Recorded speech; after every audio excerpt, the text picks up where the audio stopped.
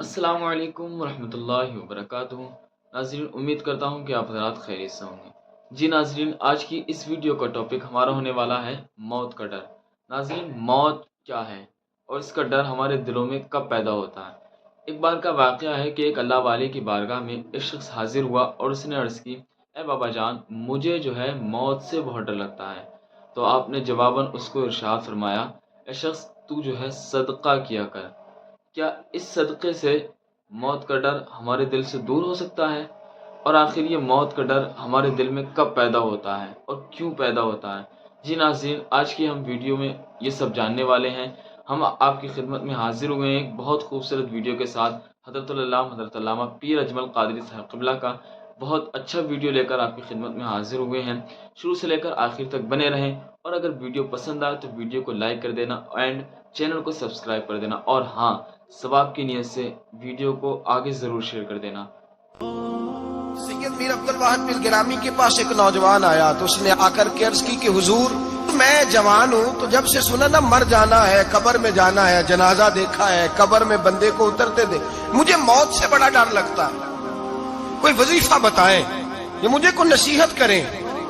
تو میر عبد الواحد بالگرامی رحمت اللہ علیہ فرمانے لگے، بیٹے تیری جیب کس طرح کی ہے، پیسے کس طرح کے؟ کہنے لگا، حضور بڑا کرم ہے اللہ کا، مالدار ہوں، خوشحال ہوں۔ آپ نے فرمایا ایک پروگرام، یہ نہیں اس کو نفسیاتی طور پہ مطمئن نہیں کیا، نہ آپ نے اسے کوئی وظیفہ بتایا، نہ ذہنی طور پر اسے کوئی لیکچر دیا، کہ فرمایا تیری مالی پوزیشن کس طرح کی ہے؟ کہنے لگا، حضور میں الحمدللہ مالدار ہوں، اللہ نے مجھے نوازا ہوا ہے۔ آپ فرمانے لگے، اس طرح کر، روزانہ کی بنیاد پہ صدقہ دینا شروع کر، اور فرض نماز کے ساتھ ساتھ روزانہ کی بنیاد پر چند نفل پڑھنے شروع کر۔ صدقہ روز دے، 10 روپے دے لیکن دینے روزانہ ہے، 15 روپے دے لیکن دینے روزانہ ہے، روزانہ کی بنیاد پر صدقہ کر۔ بچہ کہتا ہے، میں بھی حیران تھا کہ حضرت میں تو وظیفہ پوچھنے آیا تھا کہ موت سے ڈر لگتا ہے، انہوں نے مجھے صدقے پہ لگا دیا، نفل پہ لگا دیا، وہ تو کام میں کر رہا ہوں۔ خیر بزرگ تھے، وظیفہ پڑھنے لگا، صدقہ دینے لگا، اللہ اللہ کرنے لگا۔ فرماتے ہیں کچھ دن بیت گئے تو میر عبد الواحد بالگرامی رحمت اللہ علیہ 6-7 ماہ کے بعد دوبارہ ملاقات ہوئی تو فرمانے لگے، بیٹے اب تیرا کیا حال ہے؟ تو وہ نوجوان کہنے لگا، حضور اب مجھے مرنے سے ڈر نہیں لگتا، بلکہ اب تو میرا مرنے کو دل کرتا ہے۔ تو دل کرتا ہے، ڈر نہیں لگتا، اب دل کرتا ہے۔ اور حضور آپ نے میرے ساتھ کیا کیا ہے کہ میرا تو دل کرنے لگا ہے مرنے کو، خوف نکل گیا ہے، دل کرنے لگا ہے میں جاؤں۔ تو بڑا خوبصورت ارشاد فرمایا، کیا بات ہے، اللہ والوں کی باتیں اللہ کے لشکروں میں سے لشکر ہوتی۔ میر سید عبد الواحد بالگرامی رحمت اللہ علیہ فرمانے لگے، بھائی جس جگہ آدمی کی پراپرٹی ہوتی ہے، جس جگہ اس کا مکان ہوتا ہے، جس جگہ اس کی جائیداد ہوتی ہے، وہاں اس کا جانے کو دل کرتا ہے۔ فرمایا اب تو نے صدقہ دے کے نفل پڑھ کے جنت میں اپنا مکان بک کرا لیا ہے، اب وہاں تیرا پلاٹ ہو گیا ہے، اب تیرا ڈر نہیں لگے گا، اب تیرا جنت میں جانے کو دل کرے گا، اب تیرا وہاں جانے کو جی چاہے گا، جہاں آدمی کی زمین نہیں ہوتی، جگہ نہیں ہوتی، سر چھپانے کو مکان نہیں ہوتا۔ بھائی نبی کریم صلی اللہ علیہ وسلم کی بارگاہ میں حضرت عمر آئے، بخاری مسلم میں موجود، کہتے ہیں حضور اٹھے چارپائی سے تو نبی پاک کے کمر مبارک پر موٹے موٹے بان کے نشان تھے۔ عرض کی، یا رسول اللہ صلی اللہ علیہ وسلم، کیسر و کسرا تو اتنی موج میں ہے، یا رسول اللہ وہ تو اتنی موج کر رہے ہیں اور آپ اس تکلیف میں۔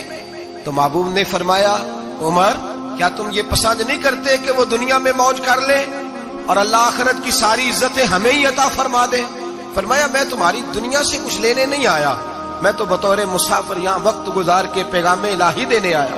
تو میرے بھائی، جب توحید باری تعالیٰ پر توجہ ہوتی ہے، پھر دنیا کی لذتوں پہ دل نہیں لگتا، پھر انسان ساری محنت آخرت کے لیے کرتا ہے، پھر اس کا خیال آخرت کی طرف رہتا ہے۔ اور میرے اعلیٰ حضرت فاضل و محدث بریلوی رحمت اللہ تعالیٰ علیہ فرماتے ہیں، جب تیری توجہ توحید باری تعالیٰ کی طرف ہوتی ہے نا، پھر تو اپنے آپ کو سنبھال کے نہیں رکھتا، پھر تو تیرا دل کرتا ہے میں جیوں بھی تو اللہ کے لیے، مروں بھی تو، بول کے بتائیے، جیوں بھی تو اور مروں بھی تو، میری زندگی کا مقصد تیرے دین کی سرفرازی، میں اسی لیے مسلمان، میں اسی لیے نمازی۔ پھر دل کرتا ہے کہ جینا مرنا اللہ کے لیے ہو۔ پھر صحابہ हुजूर की बारगाह में आके सिफारिशें करते हैं। हजरत अबू साद खुजैमा, बड़ी अजीब हदीस और बड़ा निराला रंग इस रवायत का। हजरत अबू साद खुजामा रदी अल्लाह ताला अन्हु, इनके बेटे, उनका नाम साद था, बेटे बदर में शहीद हो गए। हुजूर ने ओहद के लिए ऐलान किया तो हजरत खुजैमा आए नबी पाक की बारगाह में और आके खड़े हुए तो अर्ज करने लगे, महबूबा मैं दुआ कराने आया हूँ। सहाबा कहते हैं लबू लहजे में इतना हुस्न था, गुफ्तगू में इतनी मिठास थी, उसकी बोली के अंदर इतना प्यार था कि हमारे दिल मायल हो गए कि ये क्या कहने आए। हजरत खुजैमा अर्ज करने लगे, या रसूल अल्लाह सल्लल्लाहु अलैहि वसल्लम, मेरा साहिबजादा, मेरे बेटे मोहम्मद साद वो बदर में शहीद हो गए थे। या रसूल अल्लाह मैं शहादत से रह गया था। हुजूर हम दोनों बाप बेटे का इरादा था जिहाद में आने का, हम दोनों का प्रोग्राम था। वो कहता था मैं जाऊंगा, मैं कहता था मैं जाऊंगा। फिर हमने कुर्रा अंदाजी की तो कुर्रा मेरे बेटे के नाम निकला, बेटा मेरा आया बदर में, फिर अल्लाह तबारक व तआला ने उसे शहादत अता फरमाई, वो शहीद हो गया। या रसूल अल्लाह सल्लल्लाहु अलैहि वसल्लम, आपने कल ऐलान फरमाया है कि ओहद के लिए जाना है और रात ही को मेरा बेटा मुझे ख्वाब में मिला है और मैंने देखा है वो तो जन्नत की नहरों के करीब सैरे कर रहा है और मुझे कह रहे अब्बा जी जल्दी आ जाएं, यहाँ मिल के रहेंगे, मिल के वक्त गुजारेंगे। या रसूल अल्लाह सल्लल्लाहु अलैहि वसल्लम, मैं बेचैन हो गया हूँ उसके पास जाने के लिए। दुआ फरमाए अल्लाह मुझे भी शहादत अता फरमा दे, अल्लाह मुझे भी शहादत दे दे। सहाबा कहते हैं उसकी अजीब, उसका दुआ कराने का, हमने तो देखा था लोग दुआ कराने आते हैं कोई मुसीबत के लिए, कोई परेशानी के लिए, कोई आजमाइश के लिए, कोई बीमारी के लिए। ये मुस्तफा करीम के सहाबा का बारगाह खुदाबंदी पर एतमाद, तौहीद बारी ताला पर नजर, कि वो कहते हैं हम तो अल्लाह के लिए जान देने की दुआ कराने आए, दुआ करें अल्लाह हमें अपने रास्ते में शहादत की मौत दे। सहाबा कहते हैं नबी पाक ने दुआ फरमाई, फिर हमने हुजूर की दुआ को कबूल होते भी देखा, हमने अपनी आंखों से मुस्तफा की दुआ को कबूल होते देखा, हमने जनाबे खुजैमा को ओहद के मैदान में शहीद होते देखा। और मेरे रसूल पाक सल्लल्लाहु अलैहि वसल्लम के सहाबा उनकी तरफ देखते तो रश्क करते, फख्र करते, कहते देखो ये वो गुलाम है जो हुजूर से दुआ लेकर के दुनिया से गया। आज जो लोगों का मरने को दिल नहीं करता, आज बड़ी बड़ी बिल्डिंगें बनाते हैं, बड़ी बड़ी इमारतें खड़ी करते हैं, बड़ी बड़ी जायदादें बनाते हैं, हर बैंक में अकाउंट खुलवाते हैं, सरमाया पैसा दुनियादारी बनाते, ताल्लुकात बनाते, सियासी समाजी रिश्ते, दुनियादारी के झूठ के नाते।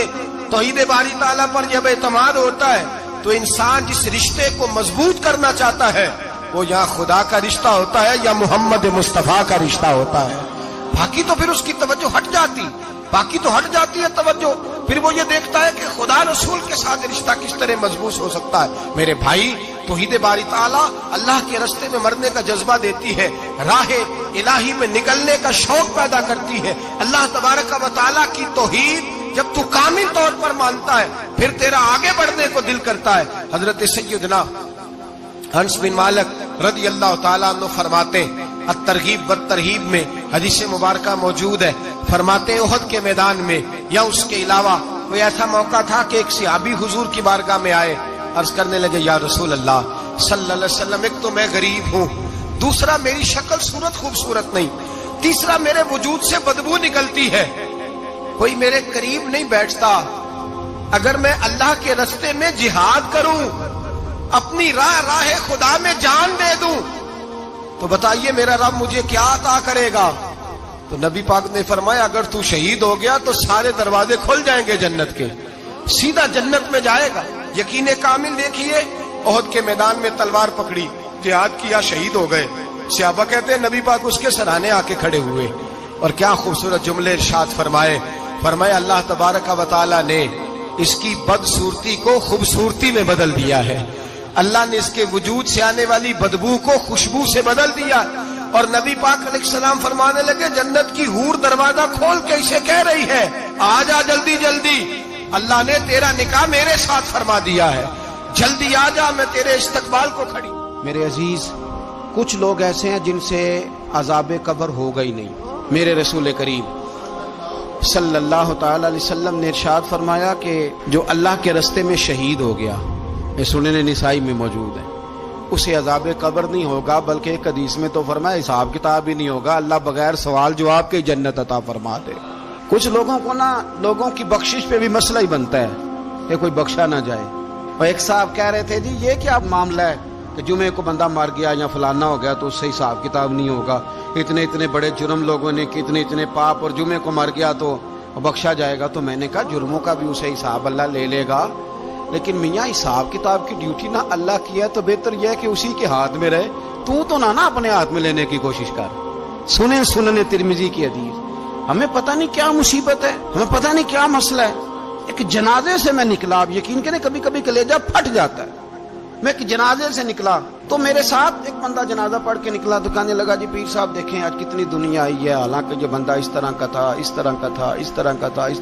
میں نے اسے کہا یار تجھے تو فکر ہی لگ گئی ہے کہیں جنت میں چلا ہی نہ جائے، تو اس طرح کرنا جنت کے دروازے کے سامنے کھڑے ہو جانا ڈنڈا لے کے کہ میں نے نہیں جانے دینا۔ شرم آنی چاہیے ہمیں۔ اللہ فرماتے ہیں جنت اتنی چوڑی ہے جتنے زمین و آسمان، اس کی چوڑائی زمین اور آسمان کے برابر ہے، تو ہم تو اپنے علاوہ کسی کو جانے نہیں دینا چاہتے جنت میں۔ اور بس کریں، جنت خدا کا فضل ہے، اور اللہ فرماتے ہیں میرا فضل میں جسے چاہتا ہوں عطا کرتا ہوں۔ یہ سنن ترمذی کی حدیث، اور اس کے راوی حضرت عبداللہ ابن عمر رضی اللہ تعالیٰ عنہ، نبی پاک علیہ السلام نے فرمایا جو مسلمان جمعے کے دن یا جمعے کی رات کو فوت ہو اس کو اللہ تعالیٰ قبر کی آزمائش سے محفوظ رکھتا ہے۔ جو جمعے کی رات فوت ہو جائے یا جمعے والے، یعنی جمعے رات اور جمعے کی درمیانی رات چلا جائے یا جمعے والے، تو اللہ اسے عذاب قبر سے، تو میرے عزیز جو بندہ شہید ہو اس سے عذاب قبر نہیں ہوتا، جو آدمی جمعے کے دن یا جمعے کی رات چلا جائے اسے بھی عذاب قبر نہیں ہوتا۔ اور میرے رسول کریم صلی اللہ تعالی علیہ وسلم نے فرمایا جو بندہ ایک دن اور ایک رات، یہ حدیث صحیح مسلم میں، سنن ترمذی میں، مصنف عبدالرزاق میں موجود ہے، ایک دن اور ایک رات اللہ کی رضا کے لیے اسلامی سرحد پہ پہرا دے۔ میں اور آپ سوئے ہوئے ہیں، لیکن وہ لوگ جو فوجی بارڈروں پہ کھڑے ہیں، دیکھو مدینے والے محبوب کس کس پہ کرم فرماتے ہیں۔ ساری عمر نہیں، 24-25 سال کی سروس نہیں، فرمایا ایک دن اور ایک رات اللہ کی رضا کے لیے جو اسلامی سرحد پر پہرا دے، مسلمانوں کو کافروں سے بچائے، رب اسے عذاب قبر نہیں دے گا، اسے اللہ تعالیٰ اپنے فضل سے معاف فرما دے گا۔ ایک رات اور ایک، آپ کیا سمجھتے ہیں کہ ان فوجیوں کی کوئی چھوٹی شان ہے، ان کا کوئی چھوٹا مرتبہ ہے؟ ایک دن اور ایک رات اگر یہ پہرا دیں تو اللہ انہیں اتنا انعام عطا کرتا ہے۔ اسی طرح سن لو، یہ ذرا غور سے سننا، ابن ماجہ کی حدیث، اور اس کے علاوہ مسند ابو یعلا میں موجود حدیث کے راوی حضرت ابو ہریرہ رضی اللہ تعالی عنہ، حضور صلی اللہ تعالی علیہ وسلم نے فرمایا جو شخص بیماری سے فوت ہوا، قربان جاؤں میرے محبوب نے بیماری کا نام ہی نہیں لیا، فرمایا کوئی بھی بیماری ہو، فرمایا جو آدمی بیماری سے فوت ہوا اللہ اسے شہادت کی موت عطا فرمائے گا، اور وہ عذاب قبر سے اور قبر کے امتحان سے بھی محفوظ رہے گا، اور حضور فرماتے ہیں اس کو صبح اور شام جنت کے باغوں میں سے رزق دیا جائے گا۔ جو کسی بھی بیماری سے مرا، یہ لوگ بیماری سے مر رہے ہیں تو لوگوں نے اچھوت سمجھ رہے ہیں، اچھوت، یہ اچھوت نہیں ہے، اس لیے کہ لوارث نہیں، یہ خدا رسول کے ماننے والے ہیں، تم انہیں اچھوت کہہ رہے ہو، اور مدینے والے رسول انہیں شہید فرما رہے ہیں۔ حضور نے فرمایا جو بیماری سے مرے شہید ہے، وہ قبر کے عذاب سے محفوظ رہے گا اور جنت کے باغوں میں سے اللہ رزق دے گا۔ لوگ کہتے ہیں دیکھو جی بڑا تانگ ہو کے دنیا سے گیا ہے، تو اس بندے کو بھی عذاب قبر نہیں ہوتا۔ اسی طرح جو بندہ سورہ ملک پڑھتا ہے، سنن ترمذی میں حضرت ابن عباس سے روایت ہے کہ حضور صلی اللہ علیہ وسلم کے ایک صحابی نے ایک جگہ خیمہ لگایا تو وہاں سورہ ملک پڑھنے کی آواز آتی تھی، کوئی بندہ پڑھنے والا نظر نہیں آتا تھا۔ جب حضور کی بارگاہ میں عرض کیا تو فرمایا وہاں قبر تھی اور قبر کے اندر بیٹھ کے میرا صحابی سورہ ملک کی تلاوت کر رہا تھا۔ اگر ہمیں خسرہ نمبر یاد ہو جاتا ہے نا اپنی جگہ کا، اور ہمیں پتہ ہوتا ہے کہ میرے والا حصہ کتنے کروڑ کا ہے، اگر ساری کہانیاں ہمیں یاد ہوتی ہیں تو سورہ ملک بھی ہمیں یاد ہو سکتی ہے۔ موبائل پہ اس کو ریکارڈ کر لیں، پھر اس کو سنیں کبھی بھی سورہ ملک میں۔ اور ہمارے سلسلہ عالیہ میں تو سورہ ملک وظیفہ ہے، ہمارے الوظیفۃ الکریمہ میں اعلیٰ حضرت نے لکھا ہے کہ رات کو سورہ ملک اور سورہ یاسین کے بغیر سونا نہیں۔ سورہ ملک اتنی شاندار سورت ہے کہ نبی پاک صلی اللہ علیہ وسلم نے فرمایا یہ قیامت کے دن اللہ کی بارگاہ میں ناز سے جھگڑا کرے گی اور کہے گی اے اللہ یہاں تو میرے پڑھنے والے کو جنت عطا فرما یا مجھے قرآن پاک سے علیحدہ کر دے. تو رب کریم پھر اپنے فضل سے پڑھنے والے کو جنت عطا کرے گی. میری اپیل ہے ہر اس شخص سے جو کسی بھی مشکل کا شکار ہے، کسی بھی آزمائش کا شکار ہے، کسی بھی ذہنی پریشانی کا شکار، وہ کسی بھی قسم کے دباؤ کا شکار ہے، کسی الجھن کا شکار ہے، کسی تکلیف میں ہے، کسی درد میں ہے، فقر میں ہے، آزمائش میں ہے، قرض میں ہے، بیماری میں ہے، پریشانی میں ہے، وہ اپنے رب کی بارگاہ میں استغفار پڑھے. استغفر اللہ ربی من کل ذنب واتوب الیہ کثرت کرے، نہیں تو استغفر اللہ استغفر اللہ استغفر اللہ کثرت سے پڑھے. کسی بھی صورت میں اپنے مالک کے حضور استغفار کرتا رہے، کرم ہوتا رہے گا، رحمت ہوتی رہے گی، بخشش ملتی رہے گی، اللہ درگزر فرمائے گی. حضرت امام حسن سے آ کے وظیفہ پوچھا، اس شخص نے کہا حضور اولاد کوئی نہیں تو وظیفہ بتائے، تو آپ نے فرمایا استغفار پڑھا کر. کیا کر؟ اس نے کہا ٹھیک ہے. تو حضور پھر میں دوبارہ کب آؤں؟ تو امام حسن کہنے لگے بے اولاد ہے نا تو، استغفار کا وظیفہ بتایا نا؟ کہا ہاں. فرمانے لگے اب اس وقت آنا جب اللہ تجھے 10 بیٹے عطا کرے گا. کتنے؟ 2 4 نہیں، 10 ہی کہہ دیے. تو حضرت امیر معاویہ رضی اللہ تعالیٰ دیکھا، کہنے لگے حسن اتنا بڑا دعویٰ؟ آپ فرمانے لگے میں نے کہہ دیا نا تو اللہ فضل کرے گا. ہاں ہاں اللہ خیر کرے گا، خیر ہو جائے گی. وہ شخص کئی سالوں کے بعد آیا، کئی سالوں کے بعد. تو حضرت امیر معاویہ کو بھی ساتھ لایا، کہنے لگا حضور اللہ کے فضل سے اللہ نے 10 بیٹے عطا فرمائے، پورے 10 ہی اللہ نے دیے. تو حضرت امیر معاویہ کہنے لگے جناب بات تو آپ کی سچی ہو گئی، پر مجھے بھی بتائیے وظیفہ کہاں سے لیا؟ فرمانے لگے قرآن پاک سے. سورہ نوح کی 10 11 12 آیت پڑھو. اللہ فرماتے ہیں تم استغفار پڑھو، میں تمہاری بیٹوں سے بھی مدد کروں گا، مالوں سے بھی مدد کروں گا. تو میں نے استغفار بتائی تھی اور قرآن میرے اللہ کا ہے، رب کا وعدہ جھوٹا ہو سکتا؟ فرمایا 10 بیٹے ملنے تھے، میں نے کہہ جو دیا تھا. وہ میرے بھائیوں یاد رکھیں استغفار اللہ کی رحمت نازل کرتا ہے. ایک ہوتا ہے خوف، ایک ہوتی ہے خشیت. خوف والے لوگ توبہ کرتے ہیں، خشیت والے استغفار کرتے ہیں. ایک ہوتا ہے خوف، ایک ہوتی ہے خشیت والے استغفار کرتے ہیں. نبی کریم علیہ السلام نے فرمایا میں دن میں 100 مرتبہ استغفار کرتا ہوں. دن میں توبہ والا کہتا ہے کہ میں بھول گیا تھا مجھے معافی مل جائے، اور خشیت والا کہتا ہے میرا یار ناراض نہ ہو جائے، وہ استغفار ہی کرتا رہتا ہے، وہ معافی مانگ. حضرت رومی نے مثال دی ہے، فرماتے ایک عورت تھی تو بھیک مانگا کرتی تھی. ایک دن بادشاہ کے دروازے پہ بھیک مانگنے گئی تو بادشاہ کو پسند آ گئی، اس نے نکاح کر لیا. 20 کنیزائیں اس بی بی کے پاس تھی خدمت کرنے کے لیے، روٹی دینے کے لیے، کپڑا دینے کے لیے، لیکن وہ ہر وقت روتی رہتی تھی، ہر وقت روتی. ایک سمجھدار کنیز کہنے لگی کہ ملکہ اب تیرا درجہ بہت بڑا ہے، تو ہر وقت روتی رہتی ہے، معافیاں ہی مانگتی رہتی ہے ہر وقت، کون سی ایسی نعمت ہے جو تیرے پاس نہیں؟ تو وہ کہنے لگی اس لیے تو روتی ہوں. کیا مانا؟ کہنے لگی اس لیے روتی ہوں کہ میں اس قابل نہیں تھی جو مجھے مل گیا، کہیں میرے سر کا سائیں ناراض نہ ہو جائے، وہ کہیں بگڑ نہ جائے. مجھے پتا ہے کہ میں کیا تھی اور مجھے کہاں تک پہنچا دیا. میں روتی اس لیے ہوں کہ کبھی کہیں وہ ناراض. حضرت عمر اس لیے روتے تھے کہ کہیں مصطفیٰ ناراض نہ ہو جائے. حضرت ابو بکر اس لیے تڑپتے تھے کہ کہیں اللہ کا فضل روٹھ نہ جائے. یہ جو مولا علی اپنے کمرے میں بیٹھ کے زور زور سے استغفار پڑھتے تو اس لیے نہیں کہ بڑے پاپ تھے جن کی معاذ اللہ معافی مانگتے تھے، اس لیے کہ رب رسول کہیں ناراض نہ ہو. خشیت تھی کہ جہاں ہم پہنچے ہوئے کہیں وہاں سے واپس. استغفار بندے کی اللہ سے صلح کرا دیتا ہے، بندے کی رب سے صلح ہو جاتی ہے جب استغفار. دیکھیں نا بڑی سادی سی بات ہے کہ 2 بھائی ناراض ہو تو بڑا کہتا ہے اس نے میری بے ادبی بڑی کی، تو چھوٹا اگر پاس آ جائے اور پیر پکڑ لے کہ چل یار معاف کر دے تیرا بھائی نہیں. پتہ کیا ہوتا ہے؟ صرف معافی نہیں ملتی. ہاں صرف معافی نہیں. چھوٹے نے بے ادبی کر دی، بڑے کو تکلیف ہوئی، بات جب آگے بڑھی نا تو بڑے نے شکوہ کیا. جب لوگوں نے چھوٹے کو سمجھایا تو چھوٹا جب معافی مانگتا ہے، ادھر دیکھو میری طرف، جب چھوٹا معافی مانگتا ہے نا اٹھ کے جاتا ہے اور بڑے کے پیر پکڑتا ہے تو میرا معاف نہیں کرتا، بڑا رو بھی پڑتا ہے، بڑا رو بھی پڑتا ہے. اور وہ کہتا ہے کہ وہ میں اور تو اماں کے پاس اکٹھے بیٹھتے، ایک باپ کی موٹر سائیکل پہ اکٹھے بیٹھتے، تو تیرا اور میرا رشتہ یار تو نے یہ کیوں؟ وہ جو آنسو نکلتے ہیں نا وہ درد ہوتا ہے، وہ کیف ہوتا ہے، وہ سوز ہوتا ہے، وہ لذت ہوتی ہے، وہ پیار ہوتا ہے. رب کہتا ہے تو معافی مانگ، انہو کان غفارا، تو معافی مانگ، میں تجھے معاف بھی کروں گا، تیرے اوپر رحمت بھی فرماؤں گا، تیرے اوپر کرم نوازی بھی کروں گا، تجھے نواز دوں گا، تجھے عطا کروں گا۔ حضرت موسیٰ کلیم اللہ علیہ السلام کا زمانہ مبارکہ تھا، قحط پڑ گیا، بارش نہیں ہوتی۔ ہم لوگ نا اب تو خیر ہمارے پاکستان میں تو ٹیبل ٹاک ہوتی ہے، ٹاک شو ہوتے ہیں، ہمارے ہاں تو پتہ کیا جاتا ہے کہ بارش ہو کیوں نہیں رہی، پھر اس پہ یہ ہوتا ہے کہ دھواں بڑا چڑھ گیا ہے، حالات بڑے خراب ہیں، فلاں ایسے ہو گیا قحط کا۔ ہم تو اسباب تلاش کرتے رہتے ہیں نا جی، فوق بہت زیادہ ہے، فلاں چیز ایسے ہے، فلاں چیز ایسے، ہم تو یہ تلاش کرتے رہتے ہیں۔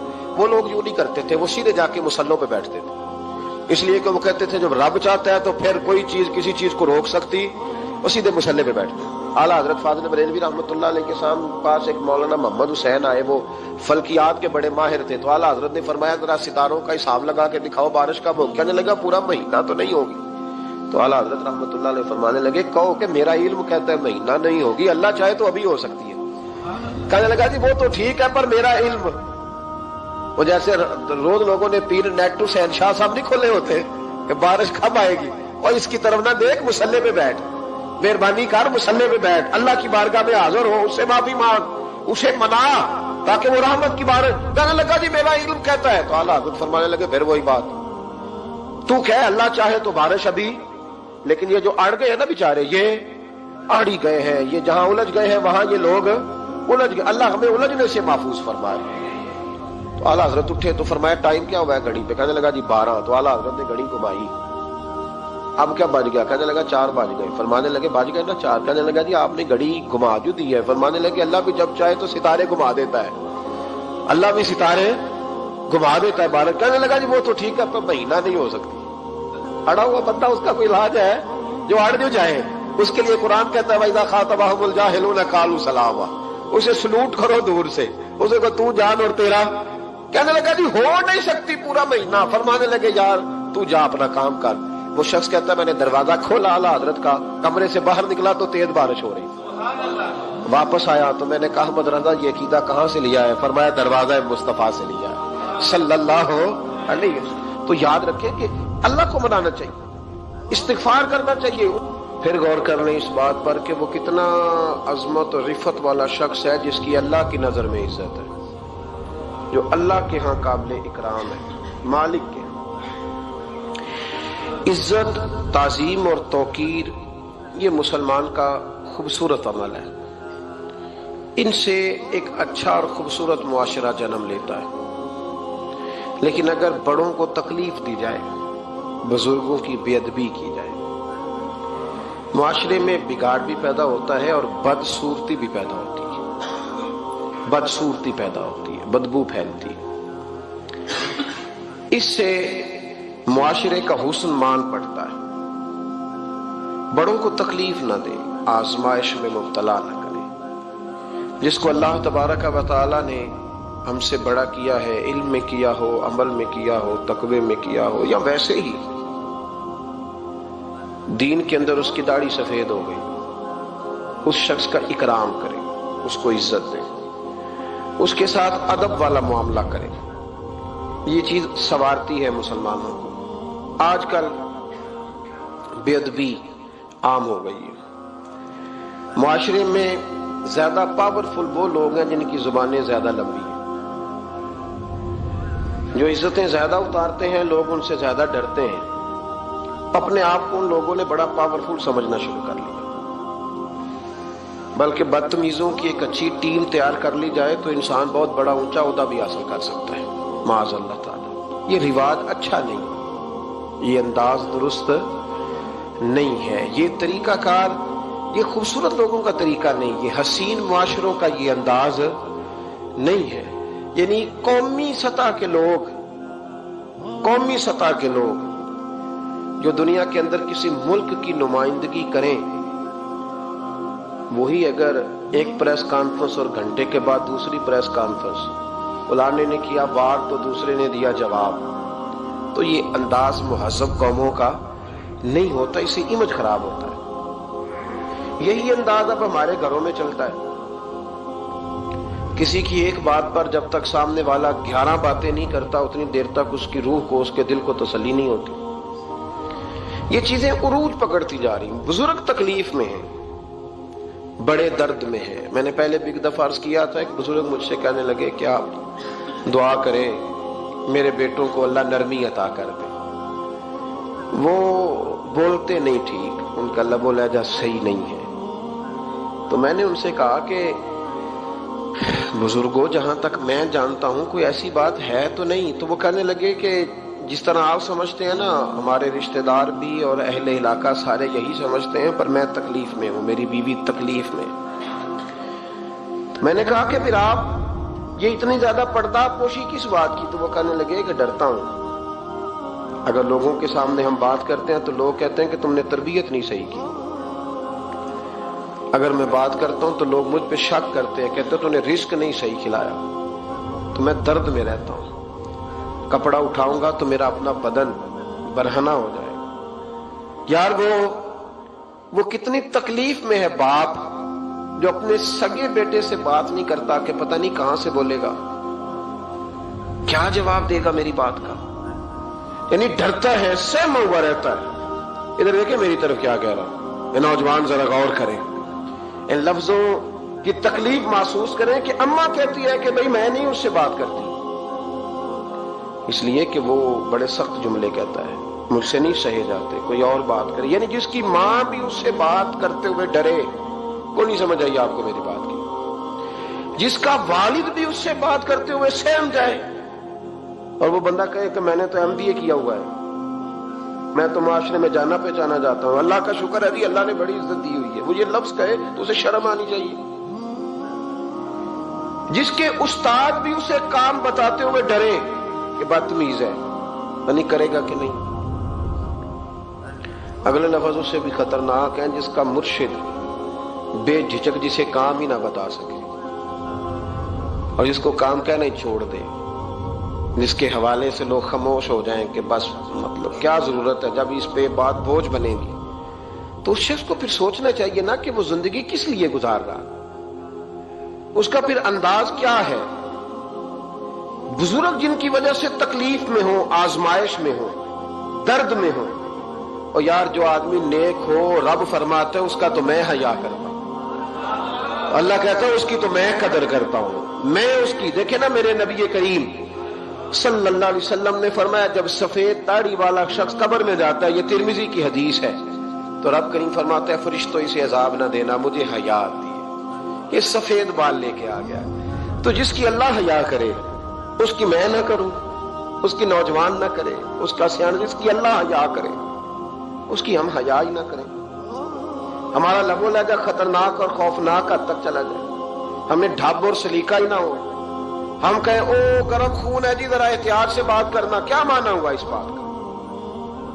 گرم خون اور ہوتا ہے اور بے ادبی والا خون اور ہوتا ہے, ان دونوں میں فرق ہوتا ہے, اس کو سمجھنا چاہیے. باپ کے سامنے بھی اب یہ اس کا ابا بھی سوچ کے بات کرے, اس کے ساتھ اماں بھی سوچ کے بات کرے, اس کا استاد بھی سوچ کے بات کرے گا. اسلام ادب والا دین ہے, احترام والا دین ہے, یہ آداب سکھاتا ہے. یہ